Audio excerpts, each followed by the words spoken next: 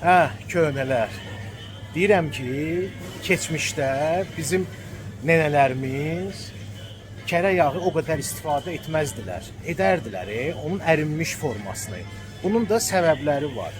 Məsələn, səbəblərdən biri odur ki, o zaman çox yerdə soyuducular indiki kimi çox belə, yəni yayılmamışdılar da, geniş yayılmamışdılar. Ona görə çoxları o zaman vilayətlərdə, kəndlərdə, rayonlarda həmən yağı əridirdilər və sonra küplərdə, zirzəmlərdə saxlayırdılar.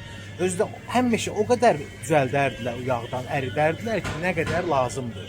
İkinci səbəbi isə odur ki, ərinmiş yağ yüksək dərəcə, yəni ki, istiliklərə dözümlüdür.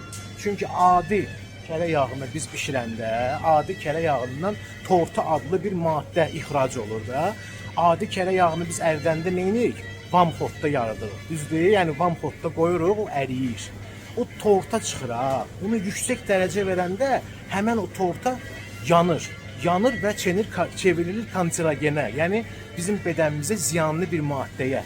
Siz başa düşürsünüz, görün indi bizim nənələrimiz nə qədər uzaq görən olublar və indiki elmi tədqiqatlarından hansının ki nəticəsində biz bunu öyrənirik. Bunlar artıq onu biliblər. Həmən elə buna oxşar usulda da quyruq yağı o vaxtı çox geniş istifadə olunub. Məsələn, quyruğu əridərdilər, ondan belə cızdaqlar çıxardı. Onu da küplərə qoyub saxlayardılar. Yəni küp sistemindən ümumiyyətlə çox istifadə olunub bizim qədim Azərbaycan kulinariyasında, məhsulların saxlanmasında. Bax, mən sizə deyim, qavurma, Naxçıvanlılar deyir ki, bizimdir qavurma. Mən heç də demirəm. Buradan bütün Naxçıvanlı dostlarıma salam göndərirəm. Sizə çox böyük hörmətim var.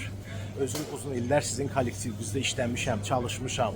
Amma indi bu qovurma tipli, yəni yeməklər bizlərdə də var. Məsələn, Bakıdılarda biz ona qovurma deyirik. Tam bax, hələ birə-bir sizin kimi onu əridərdik. Sonra da ki, yığardıq küplərə, qoyardıq zirzəmlərə.